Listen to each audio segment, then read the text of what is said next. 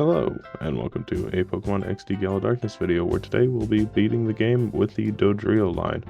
Now, these are a duo Pokemon that I've never really used or thought too much about. However, I have always kind of liked the designs, but I just never really used them for any game.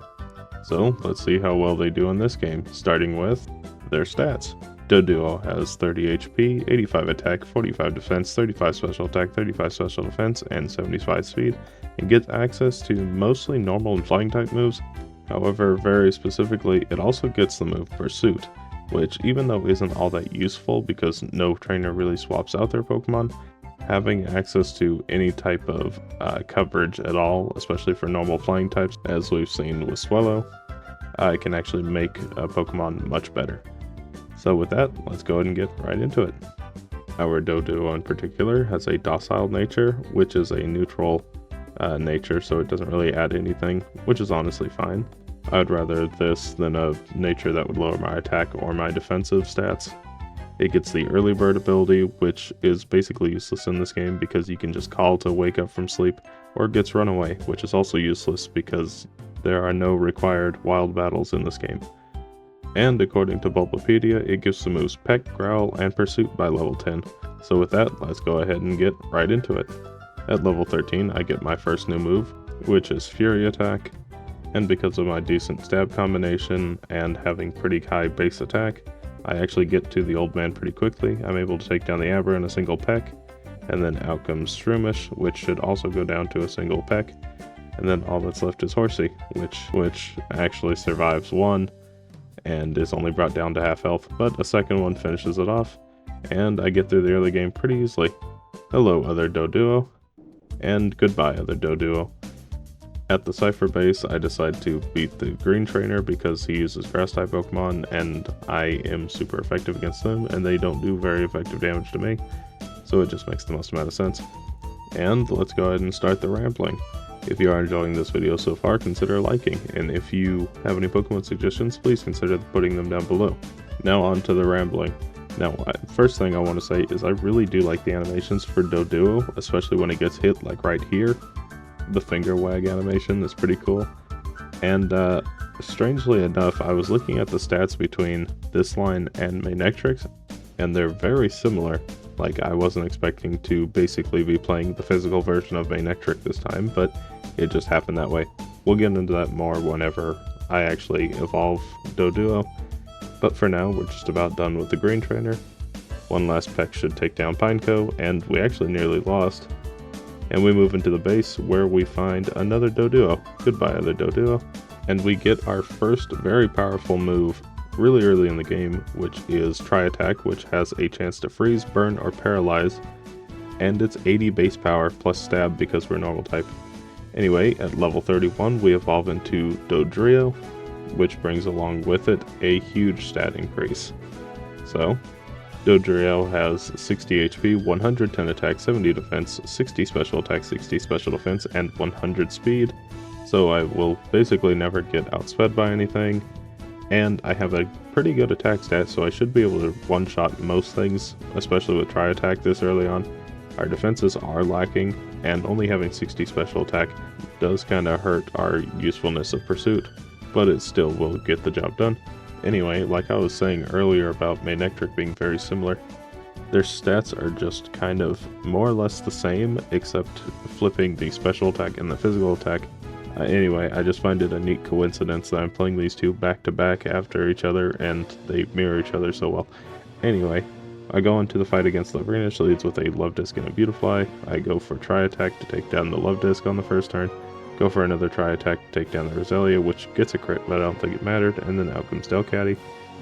And Delcatty should probably also go down to a single Tri-Attack as well, which it does. And then all that's left is the Beautifly, which most certainly cannot withstand the attack of one try, and Lavrina goes down fairly easily. Of course, you can't have a Pokemon XD Gala Darkness video without the obligatory Mirror Bee. How you doing, Mirror Bee? Good to see you again. Anyway, in the ONBS building, I run into another Doduo. Goodbye, Doduo. And at the Rogab Tower, I pick up my two favorite TMs, Hidden Power and Protect, and I'm going to go ahead and teach Hidden Power right away. because I really need some option coverage. And it turns out to be Hidden Power Electric. I'll take it, that's not too bad. Anyway, going into the battle against Snaddle, he leads with a Lantern and a Quagsire. Lantern goes down in a single tri-attack, out comes Lunatone. Now unfortunately I don't really have anything to do effective damage against Lunatone, so I try going for Pursuit, and it's not even doing half. Rock Tomb hits me, doing quite a bit and lowering my speed. Fruity Pebbles rain down. I go for tri-attack, which takes down the Lunatone from half health, so I should just be using tri-attack to take down Lunatone from now on. Out comes the Cast Form, and it uses Shockwave and finishes me off. Okay, well now on the 4th attempt. So what I really needed was just a few more levels to do a bit more damage, and a little bit of luck with the Quagsire, because if it hits me too many times with Rock Tomb, I become slower than everything on his team, other than the Quagsire itself. So unfortunately, I'm still not strong enough to take down the Lunatone in a single hit, so it does set up Shadow Sky, which isn't great, because now I'm going to be constantly taking chip damage. But so are his Pokemon, so I guess it could be worse. Cast Form goes down in a single hit, and then out comes his final Pokemon, which is Matang. So I just need to be fast enough to outspeed it in order to take it down in a couple turns. Tri-Attack isn't quite a one-shot, taking it down pretty low though. And Quagsire misses a Rock Tomb, which probably saved this attempt because I'm able to take down the Matang. And then all that's left is the Quagsire. It takes me down fairly low, but the Fruity Pebbles go away and I'm able to finish it off. So 4th attempt, not too bad. At level 47, I get the move Drill Peck, which is just a really solid flying type move. And Zook has a Doduo. Goodbye Doduo. And before the next boss fight, I'm going to teach Protect over Pursuit. And we go into the battle against Gonzap. He leads with an Electrode and a Nuzleaf. And after evading the first Fake Out, I go for Tri-Attack into the Electrode to take it down in a single turn. Then out comes Vileplume. And I use Drill Peck to take it down. And then out comes Whiscash. Now there's a good chance Whiscash might actually survive my attacks. I go for Drill Peck, and it actually goes down in a single hit. Out comes Skarmory, and this is where Hidden Power Electric does come in handy because it's able to take it down in a single hit. And then all that's left is the Nuzleaf, which most definitely goes down to a single Drill Peck. Okay, well, moving right along to Gorgon, who leads with a Lairon and a Celio. I'm able to Drill Peck the Celio to take it down in a single hit. And then out comes Slowking, Drill Peck the Slowking to take it down. Out comes Ursaring, and Lairon goes for Iron Tail, but as long as it doesn't get defense drops, I should be safe. Ursaring goes down in a single Drill Peck. Out comes Primeape, which is his first Shadow Pokemon, another Iron Tail, no defense drop. Drill Peck takes down Primeape for sure, and then out comes his final Shadow Pokemon, Hypno, which could be threatening. So I go for Protect here just to heal up a little bit before I go to take it down. And Hypno goes down in a single Drill Peck. And then all that's left is the Lairon, which Hidden Power Electric isn't quite a one-shot on, but one more should do the trick. And that's Gorgon on the first attempt. So we're going into the last area of the game pretty quickly. So as long as it can keep this momentum it's got going, it should do really well. Even maybe S tier. Anyway, I run into another Dodrio, which is a Shadow Dodrio. That's cool. And we run into Lavrina once again, who leads with a Gardevoir and a Gorbis this time. I need to take down the Gardevoir on the first turn before it attracts me. Unfortunately, this does mean I'm going to be getting hit by Ice Beam. So I'm going to protect every turn just to heal up what I can. And I really don't want to get hit by Roselia's Leech Seed either, so I do need to take it down. And then once again, I really don't want to be hit by Farfetch'd, and it's Shadow Panic, so I need to take it down as well. And then finally out comes Altaria, which doesn't really threaten me, so now I'm able to swap targets over to the Gorbis to finally take it down and not risk any more freezes from Ice Beam. And Altaria is doing not really that much damage. Go for Protect anyway, though, just to heal up. Drill Peck nearly takes it down, and it's a good thing I did heal up because it just got a crit and would have taken me down had I not. And in the volcano, I run into yet another Dodrio. Goodbye, Dodrio. At the top of the mountain, I run into Snaddle once again, who leads with a Matang and a Quagsire. And because I'm a flying type, I don't really worry about the Quagsire at all because it's only going to be using the move Waterfall, which really doesn't do that much damage. Go for Drill Peck to finish off the Matang. And then out comes Scizor. Another Waterfall. and go for another protect. And then I'm going to use Drill Peck into the Scizor because it's neutral, and it's able to take it down in a single hit. Out comes Solrock. And just like the Lunatone before it, I don't think there's any way for me to take it down in a single hit, so I just go for Tri Attack, and I get a crit and take it down. I was looking for a status effect, but I'll take a crit. Out comes the Castform, which goes down to a Drill Peck, and then out comes his final Pokemon, which is a Shadow Starmie. But because my speed was never dropped, I outspeed and take it down in a single hit, leaving just the Quagsire, which can't do that much damage to me, and it goes down. So that was a pretty easy Snaddle fight. We move on to Ardos, who leads with a Shadow Swallow and an Alakazam. And I do need to take down the Alakazam right away because it has both Ice Punch and Thunder Punch, which will do super effective damage and possibly freeze or paralyze me. And because the Swallow set up Shadow Sky, I'm going to be protecting every other turn just to make sure I can get rid of it as soon as possible. I use a Drill Peck to take down the Kingdra. And then out comes the Heracross, and it seems that this Swallow is only going to be using Shadow Break, which isn't great because it's doing constant super effective damage to me, so I need to get rid of it quickly. So Drill Peck takes it down in a single hit, and then out comes Electabuzz. Now I don't really have anything for Electabuzz directly, however I do have Tri Attack, which might take it down in a single hit. So I'm going to swap targets to the Heracross, because once the Electabuzz is with the Shadow Snorlax here, it's only going to be using Shadow Mist from now on, meaning that I should be able to take it down safely. However, the Snorlax is a completely different question, because it's not quite a one-shot, and because of the Shadow Mist, Shadow Int basically is never going to miss, and it's able to take me down from nearly half health. So what do I need to do to win? Well, as usual, it comes down to Swallow in this fight, and that's because I'm now level 71, and Swallow has decided it wants to use Shadow half every turn now, which is the best luck I could get because it halves every Pokemon's health on the field, and because it takes a turn to recharge, I can attack and then protect once again to never take any damage from Swallow. And, oh, it actually goes for Shadow Break this turn. Well, that's unfortunate.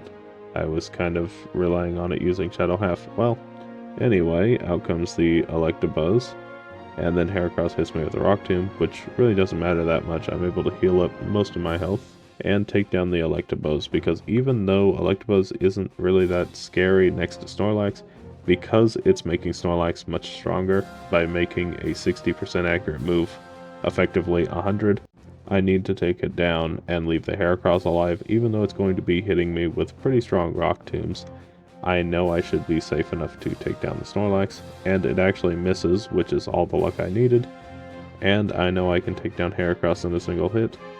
So, goodbye Heracross, and goodbye Ardos. Moving right along to Gorgon once again, he leads with a Slowking and an Ursaring. And because I'm a flying type, they won't use Earthquake or Protect at all, so they are always on the offensive. And so I go for Tri Attack to take down the Ursaring, and then out comes his Walrein. Iron Tail hits, doing a decent amount of damage, go for another Protect. And the Walrein really wants to hit me with Ice Beam. Drill Peck luckily takes it down in a single hit. And then out comes Poliwrath, which definitely isn't that big of a threat because it's part fighting type. So Drill Peck takes it down easily. And then out comes Mr. Mime, which should go down to a single Drill Peck as well. Iron Tail doesn't get a defense drop, and Mr. Mime goes down. Okay, well, Aggron's kind of scary, and there's the first defense drop. I go for Protect just to heal up a little bit. Hidden Power doesn't quite one-shot. Iron Tail takes me down to about half my health, but one more Hidden Power finishes it off, and that's Gorgon. So, moving right along to Eldus, he leads with a Manectric and a Ninjask, and I go for Tri Attack into the Manectric so that I don't make physical contact with it. Out comes Salamence, which will certainly survive one attack. I go for Protect just to not get hit by Aerial Ace, and then I go for Tri Attack, hoping for an effect, which I actually do get, but it doesn't get paralyzed. And then Protect again, just to heal up some, before taking down the Salamence. So Tri Attack takes it down, and then out comes his next Pokemon, which is Flygon. And Flygon might be going for Flamethrower or Dragon Breath, but it's actually just going for Double Edge, which is quite nice. So I go for Tri Attack, which is just a little short of taking it down in a single hit. However, it will take itself down in a single hit, so I came up with the ingenious strategy of taking down Ninjask, bringing out Marowak, and then Flygon double-edging and taking itself down to bring out Lapras. Now here's the problem, these two Pokemon are incredibly powerful, whereas Ninjask really can't do anything if you protect every other turn. So I made a pretty big mistake in bringing out both of them. Luckily I do get enough luck to not get hit by Marowak, so I'm able to take it down. So Lapras uses Shadow Storm, and does nearly a third of my total HP. So I'm not able to take it down in a single tri-attack, it uses Shadow Storm and finishes me off. Okay, well, it's obvious what the solution here is. Go for tri-attack, Flygon, in this case, finishes itself off just as before, however, with a slightly worse range. That wouldn't have been the case. I go for Protect to heal up just a little bit, and then I go for tri-attack, hoping that the Marowak doesn't hit. I get a critical hit and take it down in a single hit, which is nice. Out comes Lapras. And I go for tri-attack, which I know is going to be a two-shot. I don't get any status effect. It sets up Shadow Sky though. And I'm able to take it down with another tri-attack. And then all that's left is the Ninjask, which obviously can't do anything and goes down to a single Drill Peck. And I beat Eldest pretty easily. Now before I can fight the final boss, I have to get past the big box legendary Shadowlugia, which seems to be a two-shot with tri-attack. And it does quite a bit of damage to me. Go for Protect just to heal up a little before the final fight. And one last tri-attack to take it down. And we move on to the fight against Gorgon, who leads with a Shadow, Moltres, and Rhydon. And Drill Peck isn't quite a one-shot on Moltres, so it hits me pretty hard, and Rhydon finishes me off. Okay, well let's give that an actual attempt now. I go into the battle, tri-attack. Does actually take down the Moltres, so it is a range. Out comes Executor, which uses Shadow End and does quite a bit of damage to me. I go for Protect just to heal up some. And then I go for tri-attack into the Rhydon, which isn't enough to take it down. Shadow End hits me. Rhydon misses, go for another Protect. And then I finish off the Rhydon. And then out comes his Tauros. Now Tauros might be able to survive one of my attacks as well because it hits me with an Intimidate. But I won't know because I get crit and taken down. Okay, well after a few more attempts, I decided to go ahead and teach the move Pursuit over Hidden Power because Hidden Power really doesn't do anything during this fight. So let's see how Pursuit does, and it's still not a one-shot from half health. So after even more attempts, I decide to teach Double Edge. Now this is usually just a last resort option for when I just need that extra little bit of damage. And that's because I really do need it. Because Rhydon really isn't the only threat here. Okay, well I'm able to take down the Moltres in a single hit, just as we saw before. And whenever Rhydon hits me, I'm able to take it down with a Double Edge. Out comes Tauros, which isn't a one-shot with any of my moves other than Double Edge. But because it's only setting up Shadow Sky and Shadow Hold, it's not that big of a threat right now, so I'm going to take down the Executor, which I know is a one-shot with Drill Peck, and then out comes the Articuno. I go for Protect just to waste the Fruity Pebbles, and then I go for Double Edge to take down the Articuno because it also doesn't go down in a single Drill Peck or Tri-Attack. Then out comes Zapdos. I get hit with Shadow Hold, and then I go for Protect. This is now the fourth turn of Shadow Sky, so there's only one turn left. I go for Double Edge to take down the Zapdos, and as long as I can survive this attack from Tauros, I should be able to win. However, I'm not exactly sure what the best move here is. I decide that going for Double Edge is too risky because I might just die from the recoil, so I go for Tri-Attack. And luckily it just goes for Shadow Sky again, which guarantees my victory, and one last Tri-Attack finishes the game. So how well did Dodrio do? Well, it beat the game at a time of 9 hours, 53 minutes, and 22 seconds at level 86, and fainted 26 times, with 12 of those being to Greevil, because I just needed the correct amount of luck, as well as needing to test to find the best move pool for the best outcome of this battle, which ended up being really close even at level 86. But other than Greevil, it really didn't struggle at all during the game, and only had 8 losses to random trainers. So how does that put it on the board? Well, it finds itself comfortably right in the middle of A tier, which is really good. I think the only thing that really held it back was the fact that it was fairly frail, and it doesn't always deliver perfect one-shots because it doesn't have really strong attacking moves, and its stab types don't hit rock or steel types effectively. However, it does have just enough variety in its moveset to get through most of the game with relative ease, and Hidden Power Electric did certainly help a little bit, but I think most Pokemon would have gone down in 1 or 2 Tri-Attacks or Drill Pecks anyway. And even though Pursuit didn't actually save the day like I was really expecting it to, it is still certainly useful for a lot of Pokemon that early on either raise their defense or are naturally very defensively bulky. So with that being said, nice work Dodrio, you found yourself in a pretty good spot and certainly did better than I thought you would. So with that being said, if you did enjoy this video, consider liking and subscribing. And if you did have any Pokemon suggestions, please put them down below. Thanks so much for watching, and bye!